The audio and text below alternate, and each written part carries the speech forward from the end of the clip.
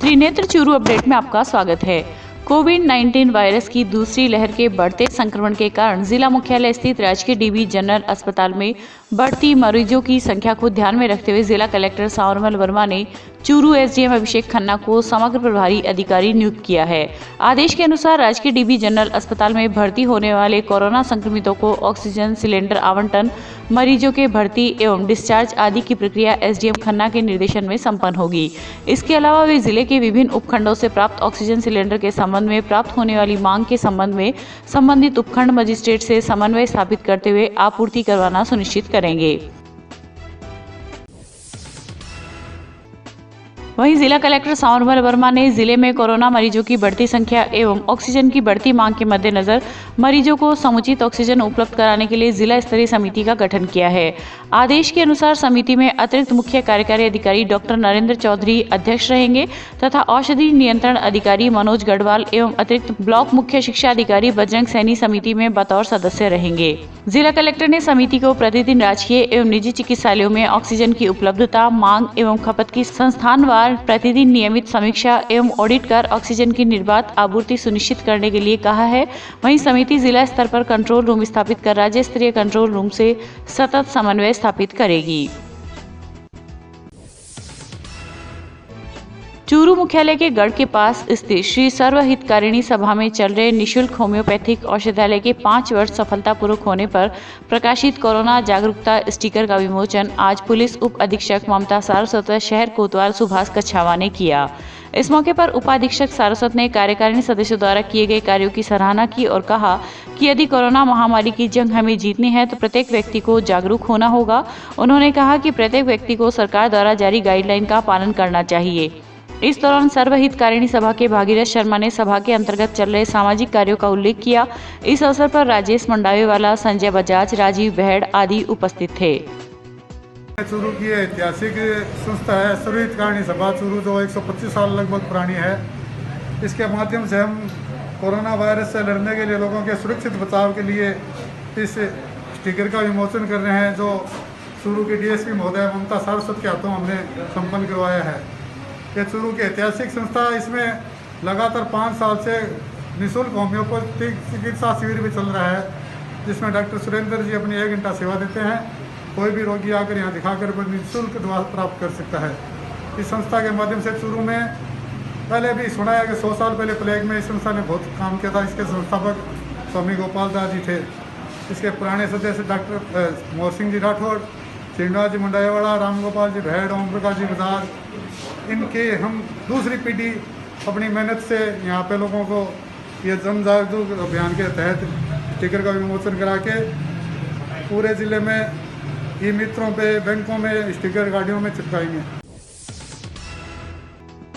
Covid महामारी संक्रमण को देखते हुए राज्य सरकार द्वारा जारी गाइडलाइन के अनुसार जिले में जन अनुशासन पखवाड़ा 17 मई तक बढ़ा दिया गया है। ऐसे में पुलिस विभाग पर बढ़ रही जिम्मेदारियों को मद्देनजर सीओ सिटी ममता सारस्वत की मांग पर मंगलवार को नगर परिषद प्रांगण में कोरोना प्रोटोकॉल की पालना के साथ हुए कार्यक्रम में सभापति पायल सैनी ने पुलिस के महिला एवं पुरुष कर्मी जो कि दिन रात ड्यूटी पर रहते हैं के लिए मास्क, सैनिटाइजर आदि उपलब्ध कराए और सीओ सिटी ममता सारस्वत को सौंपे।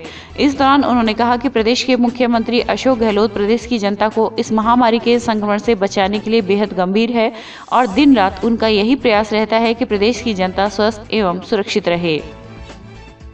दिन रात मेहनत करके चूरू शहर के अंदर इस कोरोना महामारी के दौरान दिन रात सेवा दे रहे हैं और लोगों को घरों के अंदर रहने के लिए वो दिन रात नाकाबंदी के ऊपर तैनात हैं। पुलिस कर्मियों की सुरक्षा भी नगर परिषद की प्राथमिकता है। आज सभी पुलिस कर्मियों को करीब 500 मास्क और 275 सैनिटाइजर दिए गए हैं ताकि वो अपनी सुरक्षा का ध्यान रख सके और जब भी अपने घर पर जाए तो सुरक्षित रूप से अपने घर वालों को संक्रमण से बचा सके। सादुलपुर में भी कोरोना वायरस के संक्रमण से बचाव हेतु प्रशासनिक स्तर पर लोगों को लगातार जागरूक किया जा रहा है। इस कड़ी में सादुलपुर पुलिस प्रशासन की ओर से डीवाईएसपी बृजमोहन व थानाधिकारी गुरु भूपेंद्र सिंह के नेतृत्व में पुलिस के जवानों द्वारा फ्लैग मार्च निकाला गया। फ्लैग मार्च में शामिल पुलिस अधिकारियों ने लोगों से कोरोना महामारी से बचने को लेकर घरों में ही रहने की अपील की। राजलदेसर में आज भाजपा नगर अध्यक्ष पवन बोथरा, पार्षद धनपत शर्मा, तुलसीराम पांडे की प्रेरणा व समाज सेवी महादेव पांडे के आर्थिक सौजन्य से कस्बे के राजकीय चिकित्सालय श्री राजलदेसर गौशाला, पुलिस थाना, बस स्टैंड सहित विभिन्न स्थानों पर लोगों को रोग प्रतिरोधक क्षमता बढ़ाने हेतु आयुर्वेदिक काढ़े का वितरण किया गया। साथ ही संक्रमण से बचाव हेतु मास्क भी वितरित किए गए। कोरोना महामारी की रोकथाम हेतु आज महादेव जी, जगदीश प्रसाद जी पांडे के आर्थिक सौजन्य से हमने हॉस्पिटल में, दोनों गौशालाओं में और अन्य बाजार में और में सब जगह काढ़ा पिलाया है और 500 मास्क वितरित किए हैं, क्योंकि अभी कोविड का प्रकोप बहुत ज़्यादा है, कस्बे में खूब प्रकोप है। इसके तहत महादेव जी ने ये पहल की है कि लोगों को काढ़ा पिलाया जाए और उसके साथ भी जिसके पास मास्क नहीं है उसको मास्क वितरित किया जाए। मैं जगदीश प्रसाद जी, महादेव जी पांडे का बहुत बहुत आभार, धन्यवाद व्यक्त करना चाहता हूँ। वहीं राजलदेसर युवा विकास समिति की ओर से कस्बे के राजकीय चिकित्सालय में आज चिकित्सा प्रभारी डॉक्टर संजय बुंदेला को 50 पीपी किट, 100 सैनिटाइजर व N95 मास्क सहित अन्य सुरक्षा उपकरण भेंट किए, जिस पर चिकित्सा प्रभारी ने युवा विकास समिति का आभार व्यक्त करते हुए धन्यवाद ज्ञापित किया। इस दौरान समिति के अध्यक्ष कैलाश सोनी, संरक्षक Ramesh Saraswat, Pawan Bothra, senior lab technician Kailash Rajpurohit आदि उपस्थित थे। आज राजलदेसर युवा विकास समिति ने हमें 50 पीपी किट उपलब्ध कराए हैं, सैनिटाइजर उपलब्ध कराए हैं, N95 मास्क दिए हैं, सर्जिकल ग्लव्स दिए हैं और ट्रिपल लेयर मास्क भी दिए हैं। सुविधाएं जो कि कोविड सस्पेक्टेड पेशेंट है, इसकी डेथ होती है, उसके लिए उपलब्ध कराए हैं। इसके लिए राजलदेसर युवा विकास समिति और बिना देसर में जो अपने NGO काम कर रहे हैं उसके लिए भी आभार व्यक्त करें। जिला मुख्यालय पर आज राजस्थान श्रमजीवी पत्रकार संघ के जिला अध्यक्ष देश दीपक किरोड़ीवाल ने जिले के पत्रकारों को फ्रंटलाइन वर्कर का दर्जा देने बाबत चर्चा करके मुख्यमंत्री अशोक गहलोत को 3 मई 2021 सोमवार को ज्ञापन भेजा है। ज्ञापन में जिलाध्यक्ष किरोड़ीवाल ने बताया कि राजस्थान में वैक्सीनेशन अभियान के तहत हेल्थ केयर वर्कर्स के साथ फ्रंटलाइन वर्कर्स को प्राथमिकता के आधार पर कोरोना का टीका लगाया गया है। हालांकि वैक्सीनेशन के लिए फ्रंटलाइन वर्कर्स की श्रेणी में पत्रकार शामिल नहीं है, जबकि लोगों के बीच जाकर पत्रकारिता करने के चलते पत्रकारों को कोरोना संक्रमित होने का खतरा अधिक रहता है, इसलिए उनका वैक्सीनेशन आवश्यक है। वहीं उपनेता प्रतिपक्ष राजेंद्र राठौड़ ने भी मुख्यमंत्री अशोक गहलोत को पत्र लिखकर प्रदेश के पत्रकारों को फ्रंटलाइन वर्कर्स घोषित करने की मांग की है।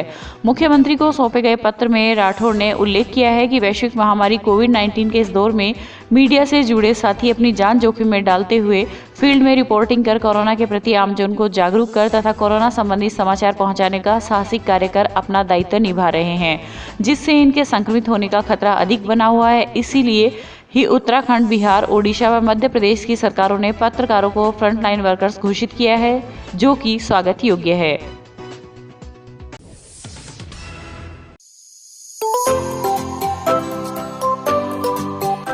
अब गर्मी में क्यों होना परेशान, जब आपके शहर में खुल चुका है कूलर्स का भव्य प्रतिष्ठान।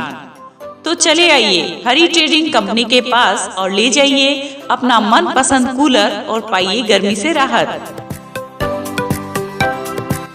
हमारे यहाँ पर सभी प्रकार के लोहे, फाइबर व प्लास्टिक बॉडी के कूलर उपलब्ध है, वो भी वाजिब दामों में। एक से एक टॉप क्वालिटी के साथ में होम डिलीवरी की सुविधा भी उपलब्ध है। इसके साथ ही कूलर के सभी प्रकार के स्पेयर पार्ट्स, घास और हनीकॉम्ब भी उपलब्ध है। कोविड-19 के बचाव हेतु मास्क लगाएं व सोशल डिस्टेंसिंग की पालना करें, क्योंकि आपका स्वास्थ्य और सेवा ही हमारा ध्येय है। हमारा पता Hari trading company, bank of Baroda के सामने, पुरानी सड़क, चूरू। संपर्क करें भास्कर अग्रवाल, जगदीश प्रसाद अग्रवाल।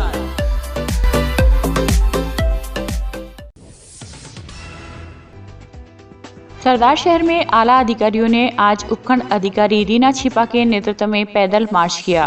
पैदल मार्च के दौरान बाजारों में बेवजह घूम रहे 8 जनों को अंजुमन स्कूल में क्वारंटाइन किया गया। इस अवसर पर डीएसपी नरेंद्र शर्मा, बीडीओ दुर्गाराम पारिक, थाना अधिकारी सतीश कुमार यादव आदि ने शहर की मुख्य गलियों में पैदल मार्च किया तथा लोगों को मास्क पहनने व सोशल डिस्टेंस की पालना करने की समझाइश की। बार बार समझाइश करने के बावजूद भी नहीं मानने वालों को क्वारंटाइन किया गया तथा चांटे भी लगाए। कोरोना महामारी के बढ़ते प्रभाव को देखते हुए आज फ्लैग मार्च था। फ्लैग मार्च के तहत पुलिस और प्रशासन द्वारा वीडियो साहब के साथ एक फ्लैग मार्च किया गया। जो दुकानें कोई खुली मिली है उनके खिलाफ जुर्माना लगाकर कार्रवाई की गई और करीबन 8 लोगों को क्वारंटाइन किया है जो हमारा दिन घूमते पाए गए और ज़्यादा सख्ती की जाएगी। जो बेवजह घूमने वाले हैं उन पे आगे किस तरह की कार्रवाई होगी? उनको आगे 14 दिन के लिए क्वारंटाइन किया जाएगा। सरदारशहर के हालासर गांव की रोही में स्थित एक ढाणी में मंगलवार को सुबह अचानक आग लग गई, जिसके कारण ढाणी में रखा जेवरात, नकदी व घरेलू सामान जलकर राख हो गया। विकास अधिकारी दुर्गाराम पारिक ने बताया कि ग्राम हालासर में राजीव पुत्र डूंगरराम जाट के खेत में बनी ढाणी में राजीव की मां छपरा के पास खाना बना रही थी। उसी समय छपरे में अचानक आग लग गई। छपरे में इन्वर्टर, आटा चक्की, मोटरसाइकिल, खाने पीने के सामान, अनाज, चारपाई, पहनने व उड़ने के कपड़े, नकदी व जेवरात जल गए। वहीं छपरा के पास बंधी एक गाय की झुलसने से मौत हो गई। सूचना मिलते ही पंचायत समिति परिवार की ओर से पीड़ित परिवार को जरूरत का सामान उपलब्ध करवाया गया। क्षेत्र में बढ़ रहे कोरोना संक्रमण एवं संक्रमण से हो रही मौतों के चलते लोगों में इन दिनों वैक्सीन के प्रति काफी रुझान देखने को मिला है। रतनगढ़ के राजकीय अस्पताल में सुबह से लेकर शाम तक वैक्सीन लगवाने वालों की कतार देखने को मिल रही है।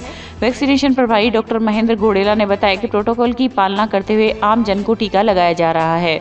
उन्होंने बताया कि शहरी क्षेत्र में अब तक 8,872 लोगों के प्रथम डोज एवं 2,565 द्वितीय डोज के टीके लगाए जा चुके हैं। इनमें 60 वर्ष से अधिक 95.48 लोग तथा 45 वर्ष से अधिक 46.36% लोग शामिल है। वहीं मंगलवार को राजकीय अस्पताल में 133 लोगों का टीकाकरण किया गया। रतनगढ़ में पिछले कई दिनों से बिना किसी कारण बाजारों में घूमने वाले लोगों को पुलिस रोककर बाजार में आने का ठोस कारण पूछ रही है। ऐसे में कुछ लोग बिना किसी कारण ही बाजार में घूमते हुए पाए जाने पर पुलिस द्वारा उनके चालान काटे जाते हैं। सीआई मनोज मूड ने बताया कि अब ऐसे लोगों की खैर नहीं है। उच्च अधिकारियों के आदेश पर इन लोगों को 24 घंटे के लिए क्वारंटाइन किया जाएगा। वहीं इसी को लेकर आज पुलिस ने अभियान भी चलाया। विभाग द्वारा मिली जानकारी के अनुसार पिछले 15 दिनों में पुलिस द्वारा 250 से अधिक वाहनों के चालान काटे गए तथा दर्जनों वाहनों को सीज किया गया है। ट्रैफिक पुलिस द्वारा मंगलवार को 31 वाहनों के चालान काटे गए। मुख्यमंत्री अशोक गहलोत के जन्मदिन को गांधी ग्राम रामसरा के सामाजिक कार्यकर्ताओं ने जन सप्ताह के रूप में मनाने का निर्णय हर वर्ष की भांति इस वर्ष भी लिया है। आज जन सप्ताह के दूसरे दिन हर खेत खेजड़ी तोरई अभियान के संयोजक पूर्व सदस्य जिला परिषद एडवोकेट रामेश प्रजापति ने देशी तोरई के बीज संग्रहण एवं वितरण किया। वहीं अभियान के प्रथम चरण की खेजड़ी की जड़ में देशी तोरई के बीजारोपण की आज शुरुआत रामसरा उटवालिया की काकड़ की ओर से की गई। प्रजापति ने इस अवसर पर कहा कि इस अभियान का जन जागरण राज्य स्तर पर हर वर्ष किया जाता है। यशस्वी मुख्यमंत्री अशोक जी गहलोत के जन्मदिन को गांव के सामाजिक कार्यकर्ता, गांधीग्राम रामसरा के सामाजिक कार्यकर्ता इसको जन सप्ताह के रूप में मनाने का निर्णय लिया है। पहले दिन गिलोय का गांव में वितरण किया गया और आज हर खेत खेजड़ी तोरई अभियान का शुभारंभ पहले चरण का किया गया है। इस अभियान में तोरई के बीज खेजड़ी के नीचे सूखे में अपने अपने खेतों में हर खेजड़ी के लगा के आने का ये मई माह है और अब सूखे में छोड़ के आ जाएंगे तो जब बरसात आ जाएगी तब वो बेलें उग जाएगी। यदि 2 खेजड़ी के 4 बेल भी रह गई ना तो वो खेजड़ी हरी चुनरी की तरह लहराएगी और अधिकाधिक तोरई लगेगी। चूरू की रामसरा रोड पर आज सभापति पायल सैनी के आह्वान पर युवाओं की टीम ने 200 मास्क वितरित कर कोरोना महामारी से बचने का उपाय बताया। इस दौरान मुकेश सैन ने बताया कि लोगों को मास्क का उपयोग करना चाहिए जिससे इस महामारी से अपना बचाव कर सके। इस दौरान जीतू, आकाश चंदेलिया व दिनेश सैनी आदि मौजूद थे। क्षेत्र में कृषि व किसानों के उत्थान के लिए त्रिनेत्रा टीवी व त्रिनेत्रा योग धाम के डायरेक्टर डॉक्टर मनोज योगाचार्य लगातार विभिन्न जगहों का दौरा कर किसानों को नई नई जानकारियां उपलब्ध करवाते रहते हैं। इसी क्रम में आज आपको लेकर चलते हैं चूरू के निकटवर्ती गांव खासोली में और जानते हैं कि बरसाती पानी को एकत्रित कर किसान कैसे अपनी सिंचाई व्यवस्था को सुव्यवस्थित कर सकता है। देखिए मनोज योगाचार्य की खास रिपोर्ट। नमस्कार। सिंचाई की व्यवस्था हम खेती में अगर अच्छी कर दें तो हमारा खेत जो है वो बहुत शानदार हो जाए और हम बागवानी करें, चाहे फल की खेती करें, कुछ भी करें, बहुत बेस्ट रहता है। ऐसा ही नवाचार, एक बहुत शानदार नवाचार हमें देखने को मिला है। हमने सुना है रूफ वाटर हार्वेस्टिंग। तो बरसात का पानी जो गांव का आता है और उसका पूरा पानी जब इकट्ठा हो जाता है तो आपने देखा होगा बहुत सारे गांवों में घुसने की व्यवस्था नहीं रहती बरसात के समय में।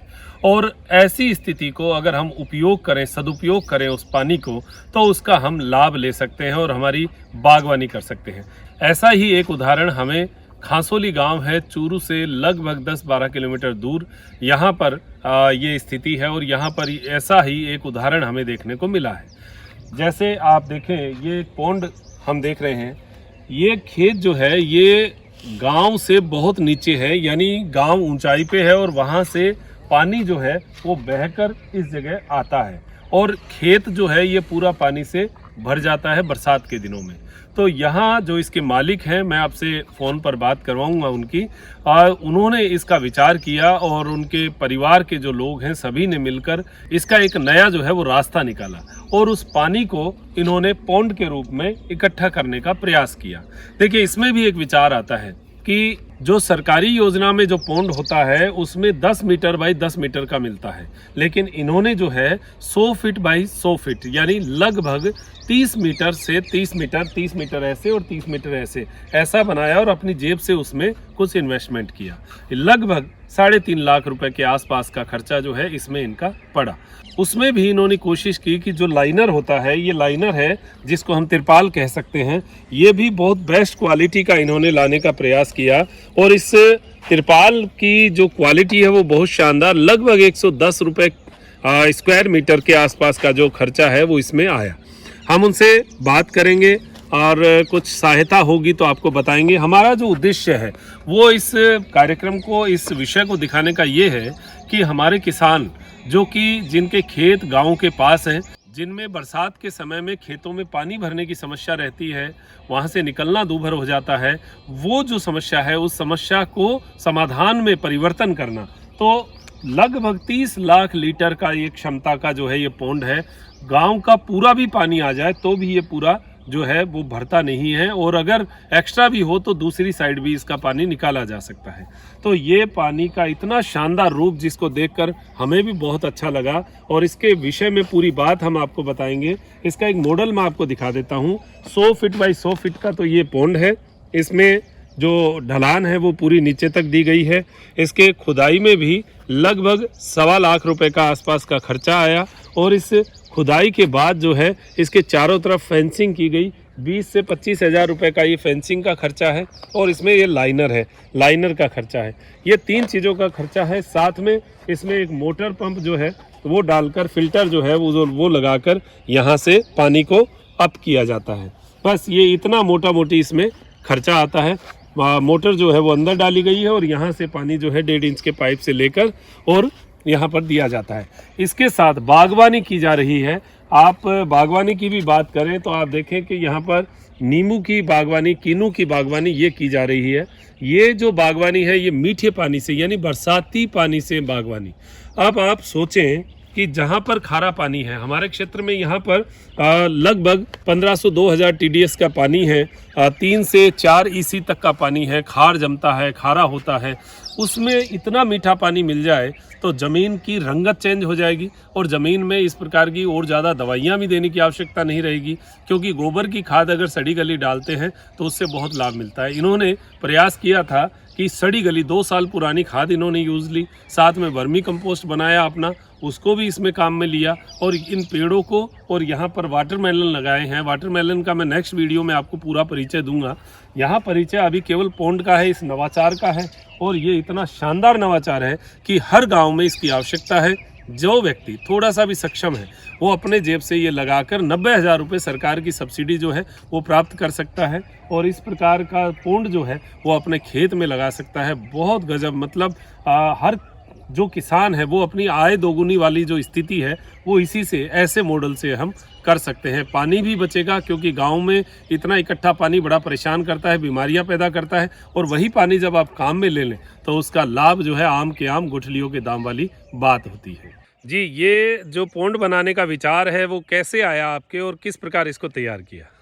ऐसा है कि सर आसपास के घरों का पानी और हमारे भी 10 घरों का पानी यहाँ से आता और फसल को नष्ट करते हुए आगे चला जाता, फसल को नुकसान पहुँचता था। फिर मैंने कई साल से सोचा कि क्यों नहीं इसका कोई निस्तारण किया जाए। बच्चा है वो PhD की हुई है एग्रीकल्चर से, तो उसने भी मेरे को मोटिवेट किया कि पापा जी आप ऐसा करो। अभी मैं सहकारिता के अंदर व्यवस्थापक था और 2017 के अंदर रिटायर हो गया।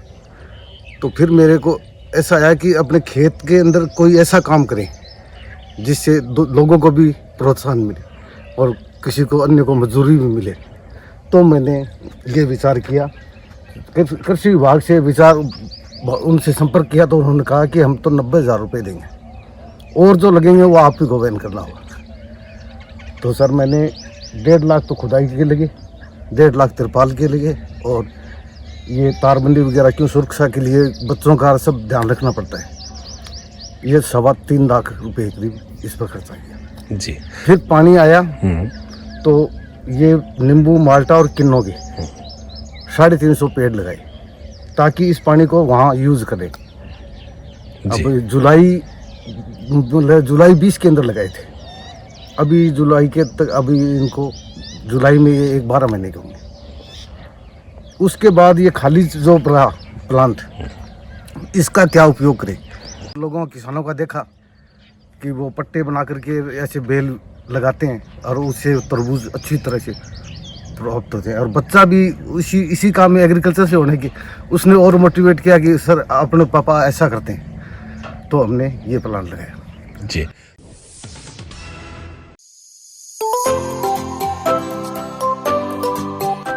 अब गर्मी में क्यों होना परेशान जब आपके शहर में खुल चुका है कूलर्स का भव्य प्रतिष्ठान। तो चले आइए हरी ट्रेडिंग कंपनी के पास और ले जाइए अपना मनपसंद कूलर और पाइए गर्मी से राहत। हमारे यहाँ पर सभी प्रकार के लोहे, फाइबर व प्लास्टिक बॉडी के कूलर उपलब्ध है, वो भी वाजिब दामों में। एक से एक टॉप क्वालिटी के साथ में होम डिलीवरी की सुविधा भी उपलब्ध है। इसके साथ ही कूलर के सभी प्रकार के स्पेयर पार्ट्स, घास और हनीकॉम्ब भी उपलब्ध है। कोविड-19 के बचाव हेतु मास्क लगाएं व सोशल डिस्टेंसिंग की पालना करें, क्योंकि आपका स्वास्थ्य और सेवा ही हमारा ध्येय है। हमारा पता Hari trading company, bank of Baroda के सामने, पुरानी सड़क, चूरू। संपर्क करें भास्कर अग्रवाल, जगदीश प्रसाद अग्रवाल।